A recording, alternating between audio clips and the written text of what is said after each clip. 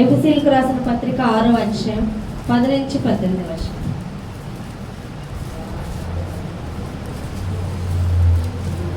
తుదకు ప్రభువు యొక్క మహాశక్తిని బట్టి ఆయన యందు బలవంతులై ఉండుడి. మీరు అపవాది తంత్రములను ఎదిరించుటకు శక్తిమంతులగునట్లు దేవుడిచ్చి సర్వాంగ కవచమును ధరించుకొనుడి.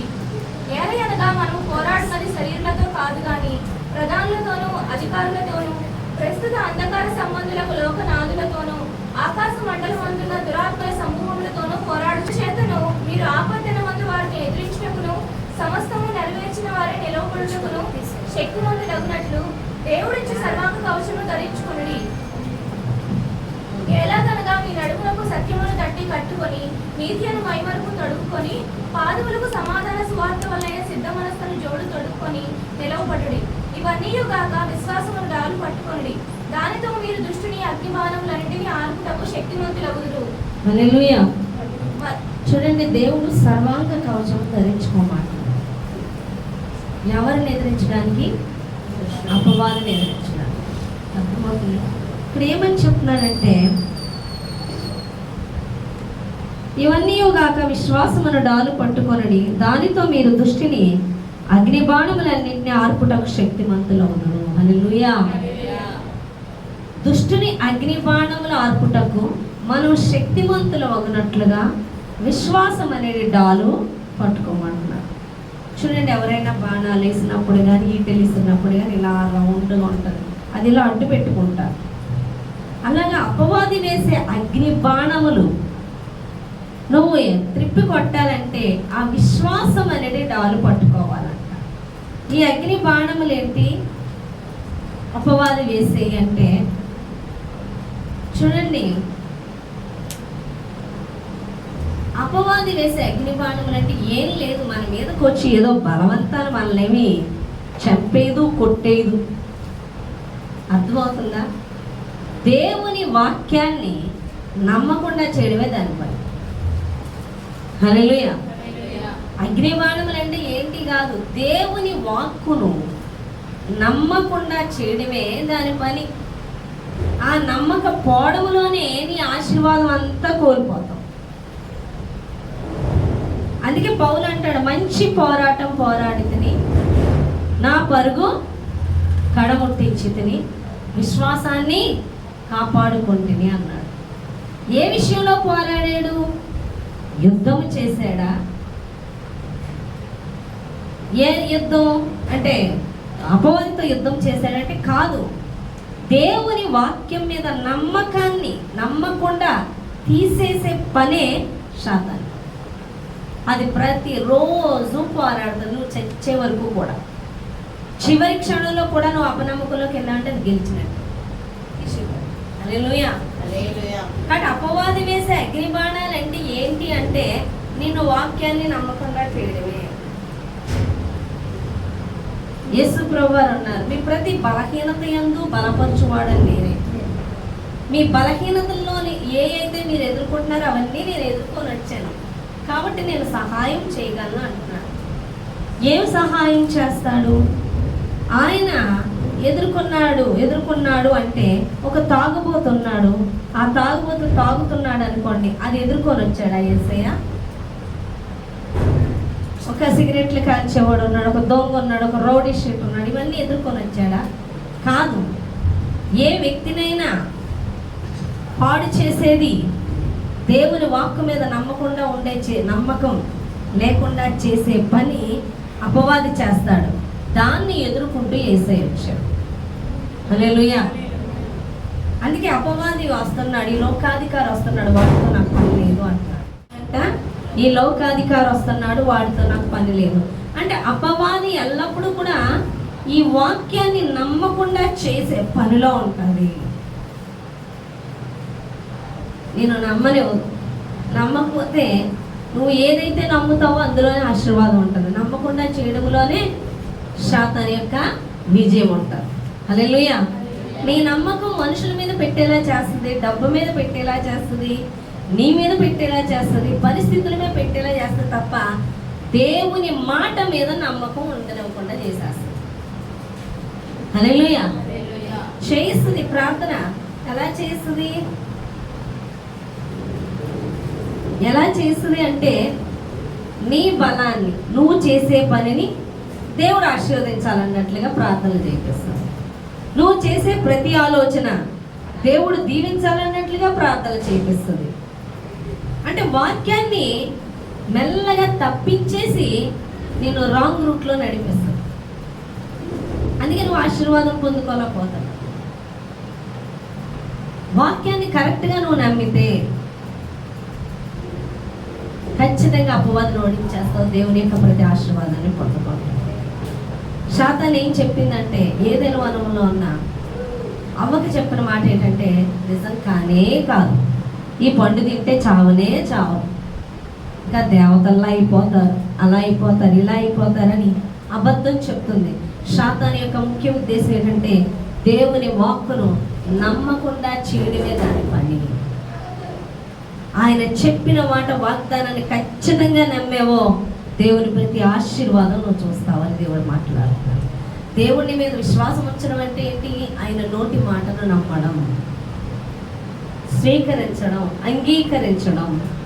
అది చేయకుండా అదంతా ఉట్టిదే, అది నిజం కాదు, వాళ్ళు అలాగే చెప్తారు, వాళ్ళు అలాగే మాట్లాడతారు, అవన్నీ నిజాలు కాదని వాక్యాన్ని వక్రీకరించి చెప్తుంది శాతాను. ఆ నమ్మకాన్ని వాక్యం మీద తీసేసి వేరే వేరే వేరే వాటి మీద నియమించేస్తారు. అంతే, వాళ్ళు పూర్తిగా దారి తప్పిపోతారు. హల్లెలూయా. అందుకే ఇక్కడ చెప్తున్నాడు ఏమనంటే, సువార్త చూడండి, అక్కడ ఒక మాట ఉంది,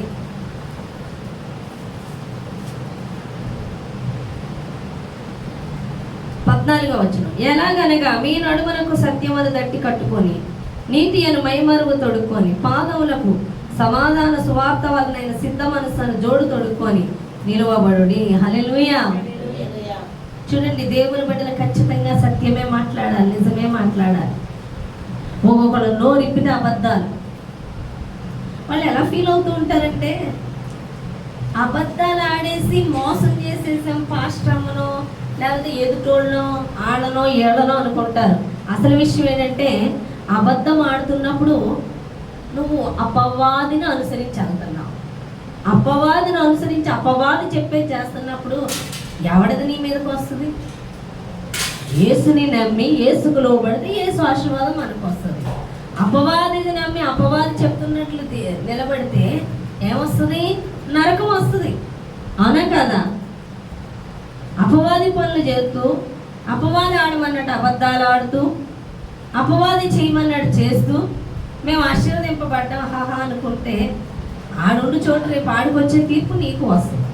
అవునా కదా? హల్లెలూయా. మరి యేసు ప్రభువారికి శాతాన్ ఏం చెప్పింది? నువ్వు నా పాదాలు మొక్కితే ఈ లోకంలో ఉన్న సకల రాజ్యాలు, అవునా, డబ్బు అన్నీ నీకు ఇచ్చేస్తాను అంతే. దేవుడా నమస్కరించాడా? లోబడ్డాడా? నీ దేవుడైన యెహోవా తప్ప ఎవరికి కూడా నమస్కారం చేయకూడదు అన్నాడు. వాటిని పొందుకున్నాడా? ఈరోజు చాలామంది వాక్యాన్ని నమ్మకుండా, వాక్యానుసారంగా జీవించకుండా చెప్తుంటే ఆవిడ చెప్పేసింది, ఆవిడ చెప్పినట్టు జీవిస్తే మాకేమొచ్చింది? మేము చక్కగా అబద్ధాలు ఆడి ఇష్టానుసారంగా జీవిస్తుంటే మేమే దీవించబడుతున్నాం. అంటే ఎవడు దీవిస్తున్నాడు? అపవాది దీవిస్తున్నాడు. రేపు వాడికి వచ్చే తీర్పు నీకు వస్తుందా రాదా? నీకు వస్తుంది. దేవుడు అప్పుడు అంటాడు, సర్వసత్యం నీకు చెప్పేటప్పుడు నువ్వే అపవాది బోధ నువ్వే ఇష్టపడ్డావు. నువ్వు అబద్ధాలు ఆడుతూ మోసాలు చేయొచ్చు, నువ్వు అందులోనే ఆశీర్వాదం ఉందనుకుంటున్నావు. దానివల్ల ఏమైంది? అపవాది యేసుప్రభువు వారికి ఇస్తానంది, నా కాళ్ళు మొక్కితే నా అధికారానికి లోబడితే ఇస్తానని. వాడికి లోబడుతూ వచ్చే ఆశీర్వాదాన్ని చూసి మనం మోసపోకూడదని దేవుడు మాట్లాడుతున్నాడు. కాబట్టి సత్యము అనేది, నువ్వు సత్యము యేసులో, సత్యము యేసుప్రభువు వారేంటి? నేనే మార్గము, సత్యము, జీవము. నువ్వు యేసులో ఉంటే సత్యములో ఉంటావు, నువ్వు అపవాదిలో ఉంటే అసత్యములో ఉంటావు, అబద్ధాలతో ఉంటావు. హల్లెలూయా. చాలా మంది అబద్ధాలతో మేము సంతోషంగా ఉన్నా, హాయిగా ఉన్నా అంటే అయ్యో అని మనమేం ఇక్కడ బాధపడిపోవాల్సిన అవసరం లేదు. వాళ్ళు దేన్ని అనుసరిస్తున్నారో చూసినప్పుడు వాళ్ళు ఆడుంటూ చోటుకి వెళ్తారు అంటే. హల్లెలూయా. ఇంకొక విషయం, ఇంకోటి ఏమంటున్నాడు? సమాధాన వలనైనా సమాధాన మీ పాదములకు సమాధాన సువార్త వలనైనా సిద్ధ మనస్సును జోడు తొడుక్కోమంటున్నాడు. హల్లెలూయా. చూడండి, మనం ఎప్పుడూ కూడా వాక్యాన్ని నమ్మకుండా, ఆయన చెప్పే మాటను నమ్మకుండా, చూడండి, పాదములకు మనస్సును జోడు తొడుక్కొని నిలువబడుడి. హల్లెలూయా. నువ్వు వాక్యాన్ని నమ్మకుండా 100% నువ్వు ఇతరులకి వాక్యం చెప్పినా అది వారికి గ్రహింపులోకి రాదు. హల్లెలూయా. ఆ వాక్యాన్ని నమ్మకుండా అపవాది నీలో నుండి తీసివేసినప్పుడు నువ్వు పూర్తిగా లోకానుసారంగా జీవించేస్తూ నువ్వు సువార్త చెప్పిన ఎవరు కదలు. నువ్వు 100% నమ్మినప్పుడు ఖచ్చితంగా ఆత్మలు కలుగుతారు. ఆ వచ్చిన ఆత్మలు కూడా వారు కూడా దేవుని వాక్యాన్ని నమ్మి జీవిస్తారు. హల్లెలూయా. అపవాది యొక్క ఎజెండా ఏంటంటే కేవలం నేను వాక్యాన్ని నమ్మకుండా చేయడమే దాని పని, ఇంకేం అవసరం లేదు. చాలా మంది అంటారు దేవుడు పోషిస్తాడా? నిజమా? ఆ అప్పాలు తీసుకొచ్చిన మొదటి అప్పం ఇచ్చిన తర్వాత నీ తొట్టులో పిండి అయిపోదు, గుడ్డులో నూనె అయిపోదు, తొట్టులో పిండి అయిపోదు. జరిగిందా లేదా? ఆమె నమ్మి ఇచ్చింది. ఆ మొదటి అప్పం ఇచ్చినప్పుడు ఖచ్చితంగా పిండి ఒదుగుతుంది. ఆమె నమ్మింది, అక్కడ ఆశీర్వాదం చూసింది. హల్లెలూయా. సాతాను అంటది ఏం కాదు, ఇప్పుడు ఏం ప్రార్థన చేయకపోతే పర్లేదు, మరి అతి చెయ్యక్కర్లేదు, ఖచ్చితంగా ఏం చెయ్యక్కర్లేదు, ఏదో చేసేవా లేదా ప్రార్థన. ఇంకో విషయం, మనం ప్రార్థన చేస్తూ డైరెక్ట్ దేవుణ్ణి అడగం. మన ఆలోచనలు కానీ మనం కొన్ని దారులు కానీ ఎంచుకొని వాటిని దీవించమని ప్రార్థన చేస్తూ ఉంటాం. హల్లెలూయా. అర్థమవుతుందా? ఇప్పుడు మనకి డబ్బులు కావాలి, మనకి ఎవరైనా డబ్బులు ఇవ్వాలి, ఒక 50,000. నీకు అర్జెంటుగా పని వచ్చింది, 50,000 పని. నువ్వు వెళ్ళి ఏం చేస్తావు? పని వచ్చినప్పుడు ప్రభా నాకు అమౌంట్ సహాయం చెయ్యి అని నీకు అవసరమైంది దేవుడి దగ్గర పెట్టవు. నీకు ఎవరు ఇవ్వాలో డబ్బులు ఫలానా వాళ్ళు నాకు ఇచ్చేయాలి, వాళ్ళ అమౌంట్ ఇచ్చేసి ఇలా నువ్వు చెయ్యి అని ఆ ఇచ్చేవాళ్ళ గురించే నువ్వు చూస్తావు. నువ్వు ఎప్పుడైతే ఆ అమౌంట్ నాకు కావాలి అని అడుగుతుంటావో వాళ్ళు ఇంకా ఇవ్వలేని స్థితికి వెళ్ళిపోతూ ఉంటారు. అప్పుడు నీకు వాళ్ళ మీద కోపం వస్తూ ఉంటుంది, నీకు భయం వేస్తూ ఉంటుంది. ఇక్కడ నమ్మకం ఎవరి మీద పెట్టుకున్నావు అంటే ఇచ్చే వ్యక్తి మీద పెట్టుకున్నావు, కానీ ఇక్కడ ఎక్కడ యేసు ప్రభు వారి మీద పెట్టుకోలేదు. కానీ ఎవరు ఇవ్వాలని చూస్తారో వాళ్ళు ఇంకా ఇవ్వకుండా పోయేసరికి మనకి ఇంకా కోపము, బాధ, వాళ్ళ మీద కోపం వస్తుంది, ఇంకోటి దేవుని మీద కూడా వస్తుంది. ఎందుకంటే ప్రభు ఎన్నో రోజుల నుంచి అడిగాను కానీ పని చేయలేదు. నిజంగా ప్రార్థన వల్ల పనులు జరుగుతాయా అనే డౌట్ వస్తుంది. ఎందుకు జరుగుతాయా అనే డౌట్ వస్తుంది అంటే నమ్మకం ఆయన మీద ఉంచట్లేదు, మనం ఒక ఆలోచన చేసి దాని మీద నమ్మకం ఉంచుతున్నాం. హల్లెలూయా. ఏదో ఒక మనిషి మీద నమ్మకం పెడతాం, ఏదో ఒక పరిస్థితి మీద నమ్మకం పెడతాం, లేదా మన ఆలోచన మీద నమ్మకం పెడతాం, కానీ పెదవులతో ప్రార్థన చేస్తాం. కానీ నీ నమ్మకం ఎవరిలో ఉండాలి? యేసులో. హల్లెలూయా. నిన్ను దీవిస్తాను, పలానా పని చేయంటే ఇంకా అక్కడి నుంచి ఎలా దీవిస్తాడా అని చూడడం కాదు, నువ్వు విశ్వాసంతో ముందుకు కొనసాగిపోవాలి. హల్లెలూయా. అంతగా దేవుని వాక్యాన్ని నమ్మాలి. నన్ను దేవుడు చెప్పినప్పుడు, పిలిచినప్పుడు నేను నమ్మి బయటకు వచ్చేసాను. ఎలా అంటే ఏమో నాకు అనవసరం, నేను ఆయన్ని నమ్మాను. ఎవరు నమ్మాను? ఆయన్ని నమ్మాను. ఆయనే ఇస్తాడు, ఆయనే పోషించుకుంటాడు, ఆయనే దారి చూపిస్తాడు. కాబట్టి నమ్మాలి ఆయన మాటని. ఆయన మాటని నమ్మకుండా నిన్ను నడిపించడమే సాతాను యొక్క ఆలోచన. దాన్ని అవిశ్వాసంలోకి నడిపించడం అంటారు. అది ఏ పాపం అని దేవుడు మాట్లాడుతున్నాడు. హల్లెలూయా. నేను అవిశ్వాసంలోకి నడిపించడం అంటే ఏ వాక్కునైతే దేవుడు నీకు ఇచ్చినాడు, బైబుల్లో ప్రతి మాటను నమ్మాలి, ప్రతి మాటను నమ్మాలి. అందుకే ఎక్కువ వాక్యం చదవాలి, అందుకే ఎక్కువ వాక్యం వినాలి, అందుకే ఎక్కువ ప్రార్థన చేయాలి. అలా కాకుండా నువ్వు వాక్యం ఎప్పుడో చదువుతావు, ఎప్పుడో వింటావు, కానీ వినేదంతా లోకంలో సాతానుది. సాతానుగాడు లోకాధికారి ఎవరు? సాతాను. వాడు ఎప్పుడు అబద్ధాలే చెప్తాడు. ఈరోజు చాలా మంది మనుషులు మోసపోయాము, అవునా కదా? ఆర్థిక పరంగా మోసపోయాము, పెళ్ళిళ్ళు చేసుకొని మోసపోయాము, మనుషుల్ని నమ్మి మోసపోయాము, పలానా బిజినెస్ పెట్టుకొని బాగుపడతామని మోసపోయాము, పలానాది చేసి బాగుపడతామని అనుకున్నాం. అది ఇది ఇది మోసపోతారు. ఎందుకు అంటే ఈ లోకాధికారి పని మోసం చేయడమే దాని పని. హల్లెలూయా. ఆడు అబద్ధాలు ఆడటమే వాడి పని. కానీ దేవుడిని నమ్మిన వాళ్ళు ఎవరు కూడా మోసపోరు. హల్లెలూయా. నేను నమ్మదగిన దేవుడిని అంటున్నాడు. నేను మాట ఇచ్చి నెరవేర్చువాడిని అంటున్నాడు. పైన ఆకాశము భూమి గతించినేమో కానీ నేను నిన్ను, నా మాటలు ఎన్నడూ కూడా జరగక మానవు అంటున్నాడు. మనం ఆ మాటలు నమ్మం. ఏ మాటలు నమ్ముతాం? అపవాదిగా. ఒకవేళ నువ్వు నమ్మేవే అనుకో ఈరోజు దేవుడు నిన్ను ఆశీర్వదిస్తాడని, అపవాది ఎలా, ఏ విధంగా, ఆ విధంగా దీవించబడ్డానికి నీకు అర్హత ఏంటి? అటువంటి పరిశుద్ధ జీవితం ఉందా? అటువంటి విశ్వాసం ఉందా? అటువంటి ప్రార్థనా జీవితం ఉందా అని నీలోని ఆ నమ్మకాన్ని, దేవుని మాటను నమ్మేవే, అది తీసే వరకు నేను వెంబడిస్తాను. హల్లెలూయా.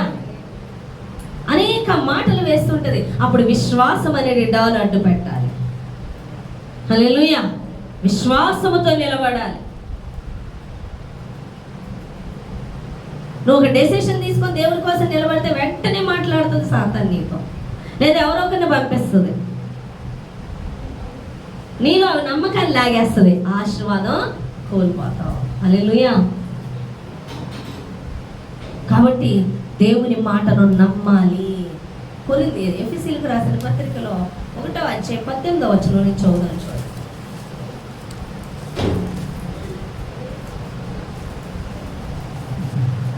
ఎఫెసీయులకు రాసిన పత్రిక 1వ అధ్యాయం 18వ వచనం నుంచి.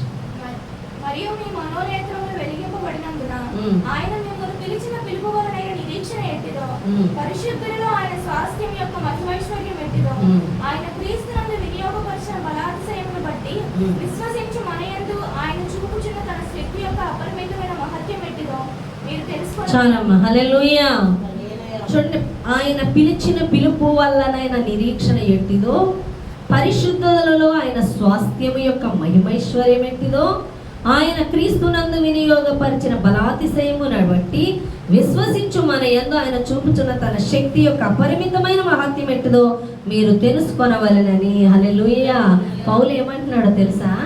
యేసు ప్రభువారు ఈ లోకానికి మనుష్య కుమారునిగా, దేవుని కుమారునిగా వచ్చి ఉన్నారు. అవునా కాదా? ఇప్పుడు ఆయన ఎవరి మాటని నమ్ముతున్నారు? ఆయన తండ్రి మాటను నమ్ముతున్నారు. అవునా కాదా? తండ్రి మాటను నమ్మిన క్రీస్తు యేసునందు ఉన్న బలాతిశయము చూసారా? బలాతిశయమును బట్టి, అంటే క్రీస్తునందు వినియోగపరిచిన బలాతిశయమును బట్టి విశ్వసించు మనయందు ఆయన చూపుచున్న. హల్లెలూయా.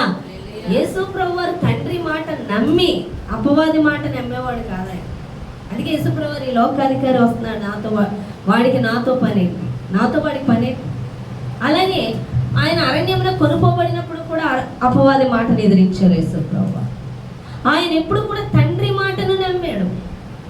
కాబట్టి తండ్రి మాటని నమ్మినప్పుడు ఆయన మనలో పెట్టిన మహదైశ్వర్యము, బలాతిశయము, ఆ శక్తి ఎటువంటిదంటే చనిపోయిన వారిని లేపాడు ఆయన,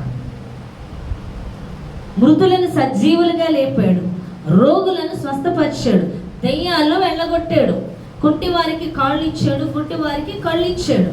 అర్థమవుతుందా? అదే యేసులో పెట్టిన శక్తినే ఆయన వారసులుగా మనలో కూడా పెట్టాడు.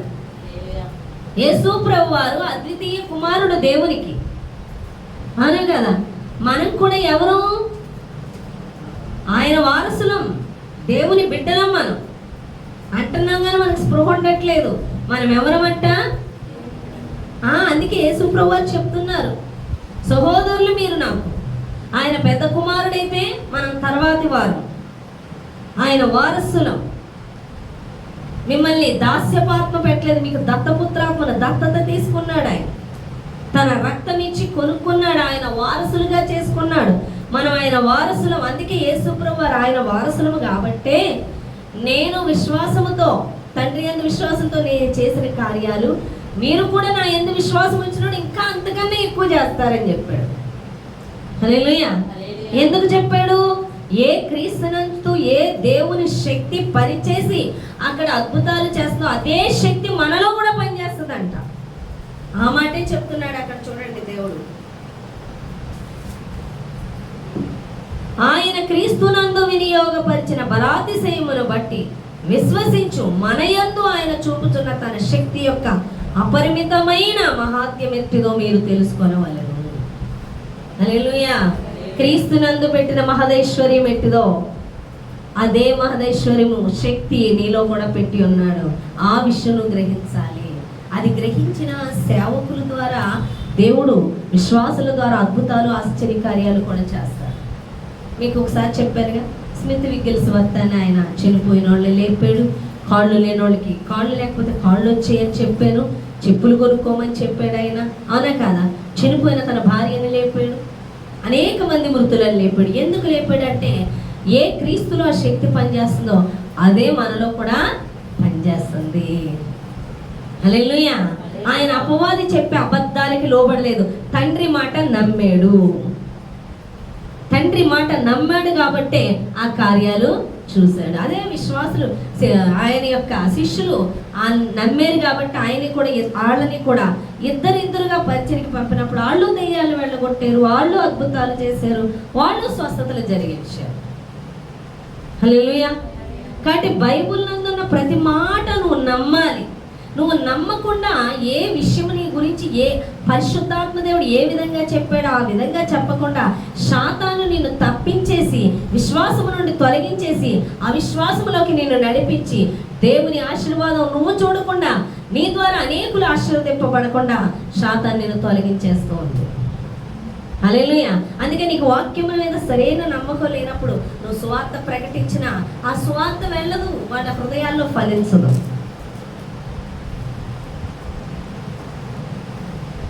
సువార్త మనం ప్రకటించడం వల్ల మనం ఎంతగానో ఆశీర్వదింపబడతాం. హల్లెలూయా. చాలా మంది సువార్తకి వెళ్తుంటే వెళ్ళనివ్వరు, నమ్మనివ్వరు దేవుని వాక్యాన్ని. దేవుడు చెప్పాడా నీకు? గాల్లో దీపం పెట్టి దేవుడు నీకు కొంచెం కలిగిందైనా విస్తారంగా దేవుడు దీవించగలడు. మనం బైబిల్లో చూసిందే నమ్మాలి. హల్లెలూయా. ఆయన మాటను నమ్మాలి. నమ్మినప్పుడు ఆ కార్యాలు చూస్తాం. నేను చిన్నప్పుడు మా ఇంటి దగ్గర బ్యూలాక్కను ఒక అక్క ఉండేది. ఆ అక్కళ్ళు దేవుడిని నమ్మని ప్రజలు. కానీ మహాకృప ఏంటంటే మా వేమక్క వాళ్ళ నాన్నగారు ఒక క్రిస్టియన్ పెళ్ళి, అంటే వాళ్ళు హిందూసే కానీ పెళ్లి చేశారు. ఆయన మా బ్యూలక్క అన్న వేమక్క అన్నమాట. బ్యూలక్క వాళ్ళ హస్బెండ్ చిన్నప్పుడే సండే స్కూల్కి వెళ్ళేవాడంట. అందుకు గొప్ప సాక్ష్యం. సండే స్కూల్కి వెళ్తున్నప్పుడు వాళ్ళ అన్నయ్య, వాళ్ళ చెల్లి, వాళ్ళ నాన్నగారు, వాళ్ళ అమ్మగారు, వాళ్ళ నాన్నగారు మధ్యలో చనిపోయినప్పుడు చదువుకోవడానికి ఆయనకి లేక ఆయన వాళ్ళ మామయ్య దగ్గర ప్రొక్లైనర్ బాగు చేసే వాటిలో పని చేయడానికి వెళ్ళిపోయాడు. అలా వెళుతూ తెస్తూ డబ్బులు తన కుటుంబాన్ని పోషించేవాడంట. వాళ్ళ అన్నయ్యకి పెళ్ళి అయిపోయింది, పట్టించుకోలేదు. వాళ్ళ చెల్లికి పెళ్ళి అయిపోయింది. ఈయన వీళ్ళమ్మ ఉంటూ అలాగే దానిలో సంపాదిస్తూ ఉండగా మా బ్యూలక్కని పెళ్లి చేశారు. అలా చేసినప్పుడు ఇప్పుడు ఈ రోజుల్లో లేడీస్ దేవుడి దగ్గర రాకుండా జెంట్స్ వచ్చారు అనుకోండి, వెంటనే లోపలికి రాగేస్తారు. చాలా ఫాస్ట్గా పడిపోతారు జెంట్స్. చాలా కష్టం. జెంట్స్ మాత్రం ఆడవాళ్ళు లాగరు. ఇంకా ఆడవాళ్ళని దేవుడి దగ్గరికి నడిపించగలుగుతారు. అలాంటిది ఆయన జెంట్స్ అయ్యుండి, మగవాడు అయ్యుండి తన భార్యని దేవుని యొద్దకు నడిపించుకోగలరు. హల్లెలూయా. తన వెనక్కి రాలే, ప్రార్థన చేసుకున్నాడు. నీ ఇష్టం నీదే చేసుకో అన్నాడు, కానీ ప్రార్థన చేశాడు. ఆమె కూడా దేవుని వైపు తిరిగింది. వాళ్ళకి ప్రొక్లైనర్స్లో చాలా విపరీతమైన డబ్బు, కట్లు ఎక్కడ పెట్టాలో కూడా తెలిసింది కాదన్నమాట. బీరువాలో ఫ్లైట్ల మీద వెళ్ళేవారంట. అలాంటిది ఆ ప్రొక్లైనర్ విషయంలో వాళ్ళు వేరే సంఘానికి వెళ్ళే నామకార్థం మరేంటో సంథింగ్ వాళ్ళు సడన్గా జరిగింది ఏంటంటే వాళ్ళ బిజినెస్ దెబ్బతిని రూపాయి కూడా లేకుండా అయిపోయారు. అలా అయిపోయినప్పుడు పిఠాపురం వచ్చాడని చూసి వాళ్ళ అత్తయ్య గారి ఇల్లు, అంటే మా బేబక్క వాళ్ళ అమ్మగారి ఇల్లు 2 పోర్షన్లు. అప్పటికి మా మామయ్య గారు చనిపోతే ఆవిడే ఉంటున్నారు. 2 పోర్షన్లు ఉంటే ఒక పోర్షన్లో ఆవిడ, ఇంకో పోర్షన్ ఇల్లు ఉందా అని ఇంటిది కట్టలేక బ్యాంకు లోన్ కట్టడానికి ఈయనకి ఇంకా బిజినెస్ వదిలేసి ఆయన వచ్చేసి ఇక్కడ వాళ్ళ అత్తయ్య గారి పక్కన ఉంటే ఈయన వాళ్ళ భార్య, అంటే మా బేబక్క పిల్లలు 2 ఉన్నారు, వాళ్ళ అమ్మగారు. ఇంకా రూపాయి లేని పరిస్థితి అయితే పులుసులు వేసుకొని ఏదో ఒకలా గన్ చేసుకొని తినేవారు. అదే టైంలో ఆమె కొంచెం వాళ్ళ అత్తయ్య గారు మాటలు అనడం, ఆయన తలదించుకోవడం చాలా బాధపడేవారు. ఏదో గొడవ వచ్చే తల్లి కూతురు. కానీ ఇక్కడ ఎక్కడ సన్నిధి ఉందన్నప్పుడు మన మేరీ మమ్మీ గారి ఇంటికి మందిరానికి నడిపించడం జరిగింది. మమ్మీ గారు ఆయన్ని చాలా బలపరిచారు. ఆయన పేరు హిస్కియా గారు. చాలా బలపరిచారు. మమ్మీ గారిని బట్టి చాలా మోటివేట్ అయ్యారు. అప్పుడు ఆ టైంలో చైన్ల కింద అదేదో బిజినెస్ ఉండేది.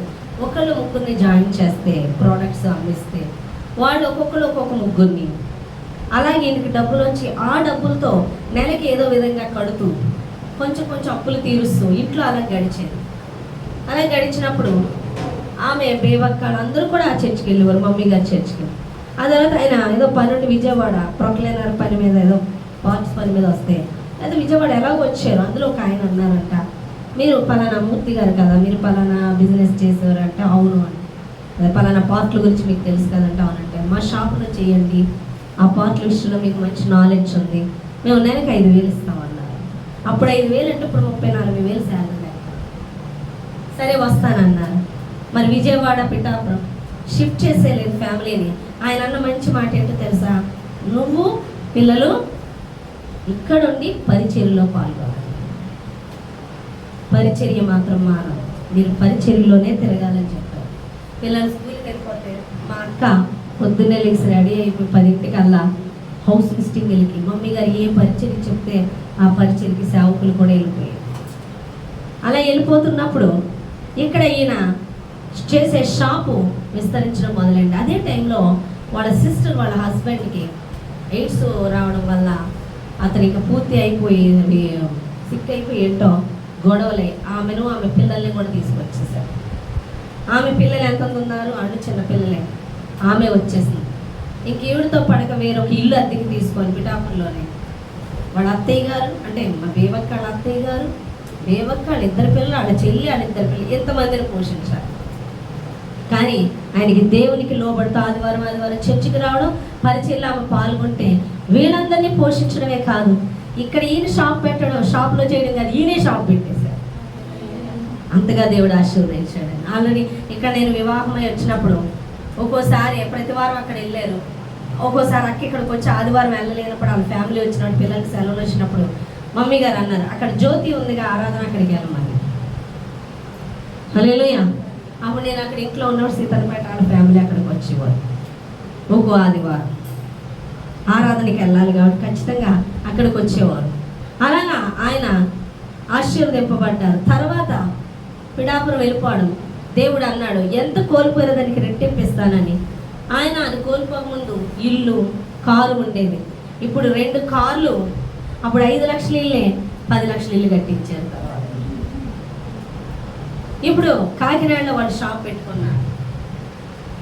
ఆ చెల్లిని తీసుకొచ్చి చెల్లిని దేవుళ్ళలోకి నడిపించారు, వాళ్ళిద్దరు పిల్లల్ని దేవుళ్ళలోకి నడిపించారు. నెక్స్ట్ వాళ్ళ చెల్లి ఎయిడ్స్ రోగుల మధ్య సువార్త పరిచయం చేశారు.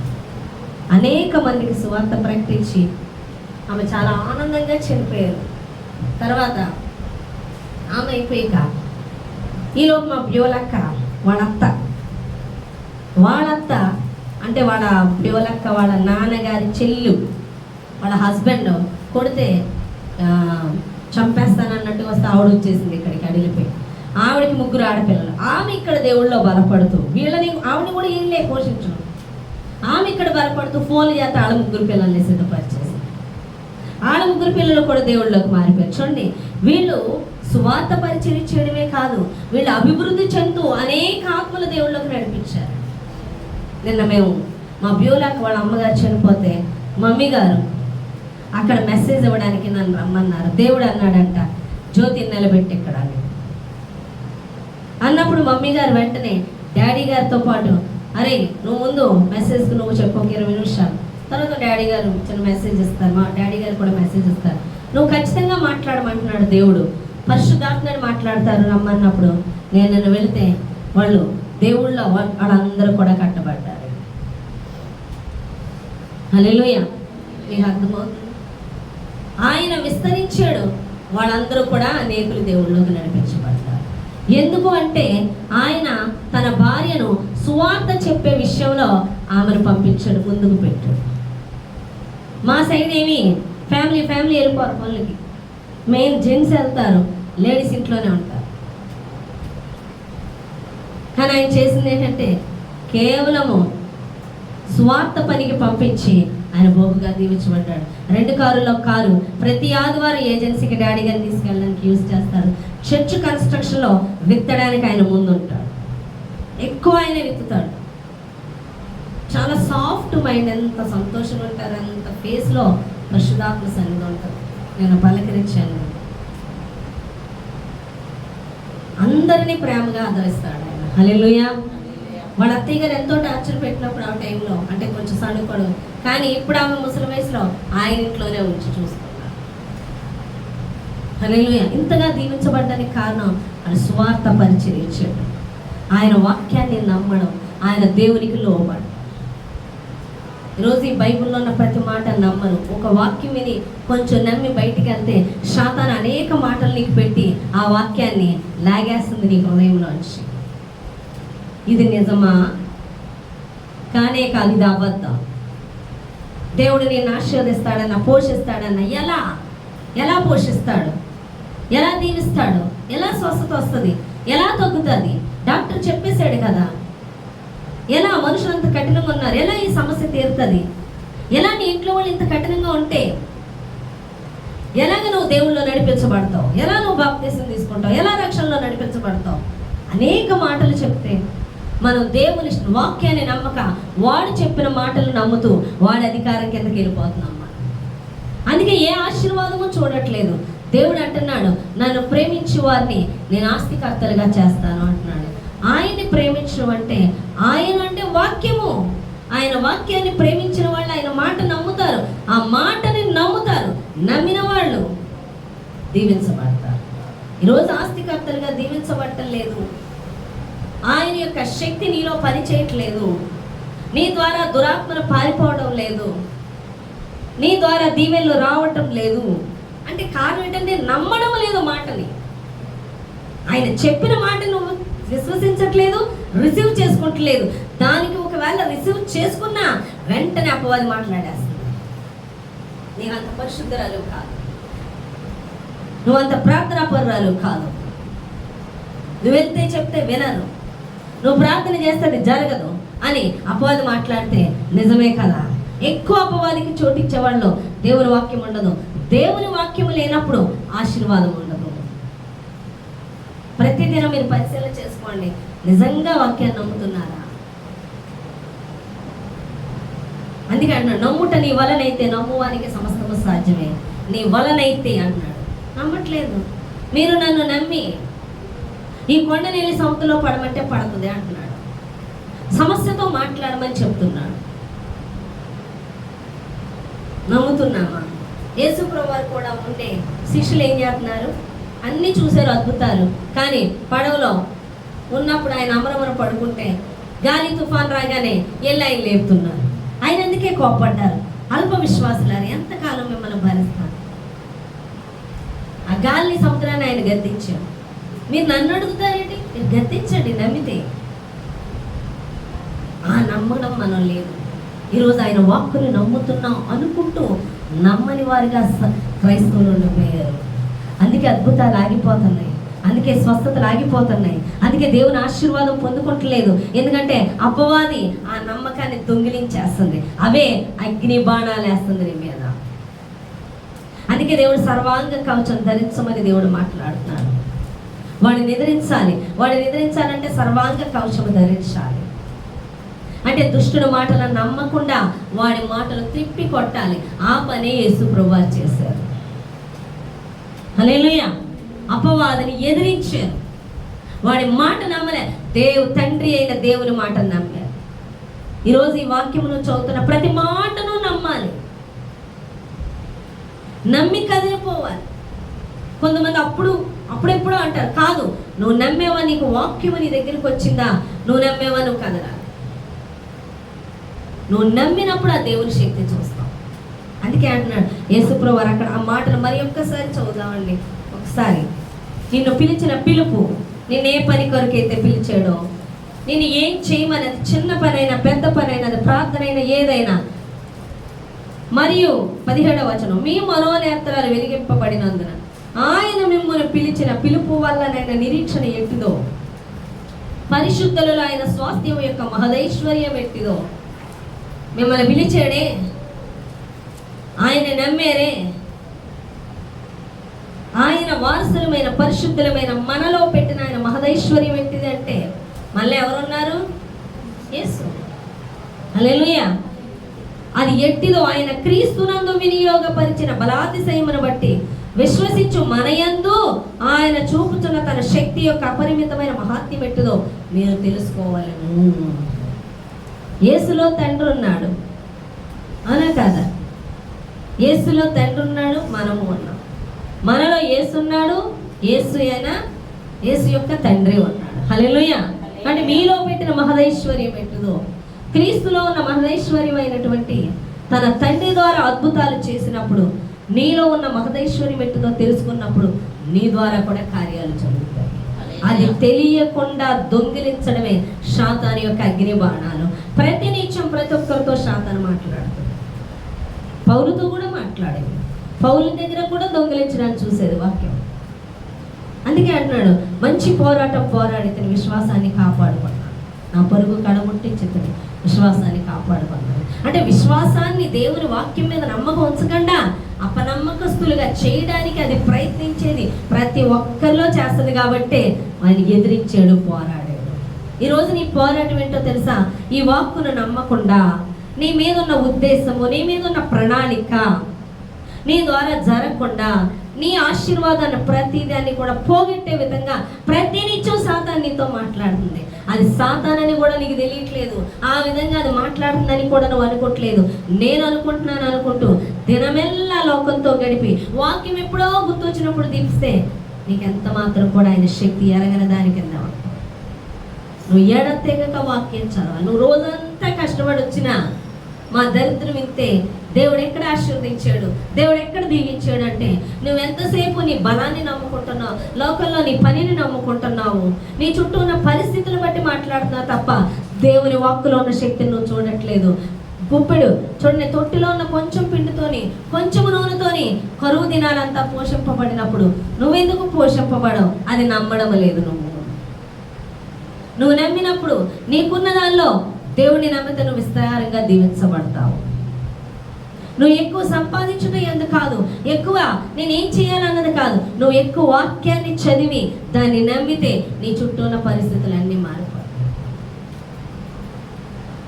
కడుపు ఎన్నైసి ఉంది, పనికి దేవుడు వెళ్ళొద్దు అన్నాడు, ఓకే, ఆమె వాక్యం చదువు. మరి ఎలా వస్తాయంటే ఒక అమ్మాయి తన బండి బాగు చేసుకుంటే ఆ అమ్మాయి దగ్గర దాచుకున్న డబ్బులు ఇచ్చేసిందంట, తీసుకోమని.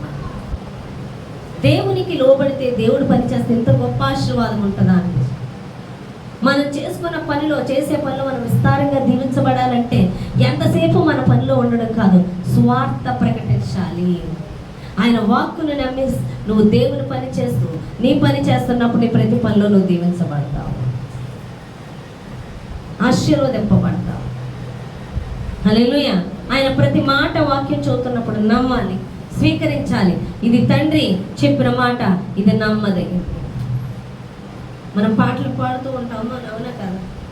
నమ్మదగిన వాడ పడి సహాయకుడ యేసయ్యా, నమ్మదగిన వాడ సహాయకుడ యేసయ్యా, ఆపత్కాలమున ఆశ్రయమైనది నీవేనయ్యా, నమ్మదగిన వాడవు సహాయకుడవు యేసయ్యా, ఆపత్కాలమున ఆశ్రయమైనది నీవేనయ్యా. హల్లెలూయా.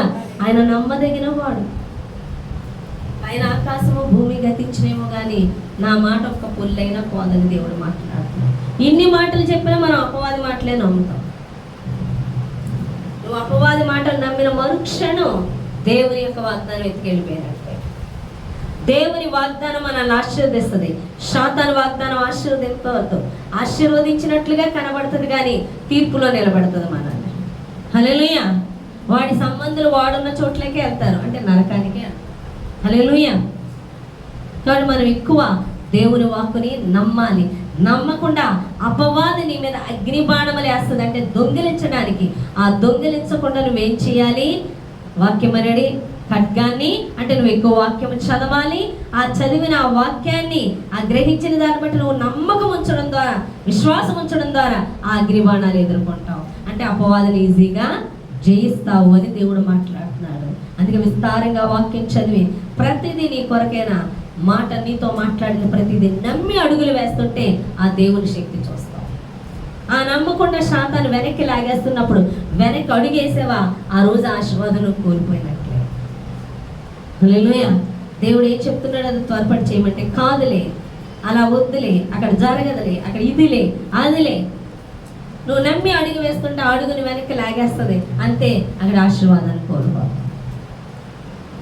అంటే ప్రతిదీ దేవుడి వాక్యాన్ని నువ్వు ఎంత నమ్ముతావో అంతగా తండ్రి యేసులో పనిచేసి జరిగిన కార్యాలు నీలో కూడా పనిచేస్తాయి, నీ ద్వారా కూడా జరుగుతాయి. అయితే ఆయన మాట నమ్మాలి.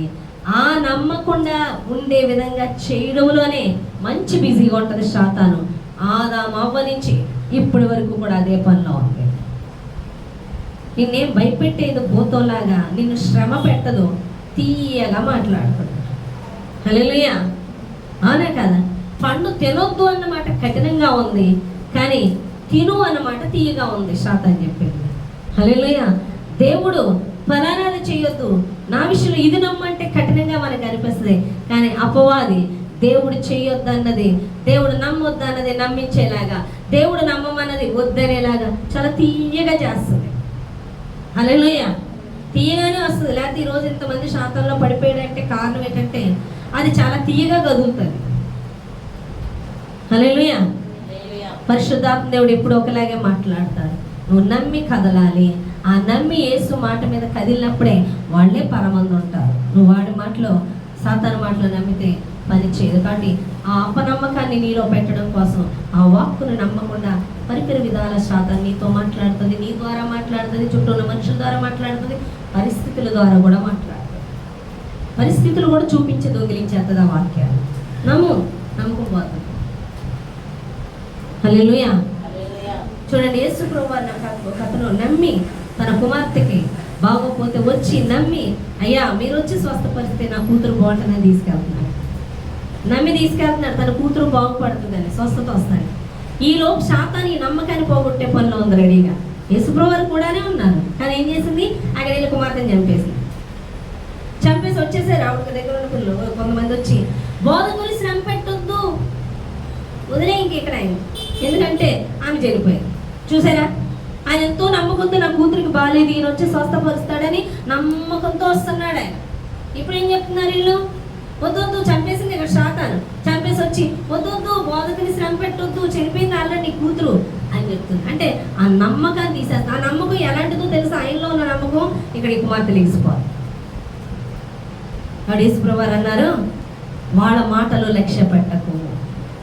ఏ నమ్మకంతో నా దగ్గరకు వచ్చావో అదే నమ్మకాన్ని కొనసాగించు.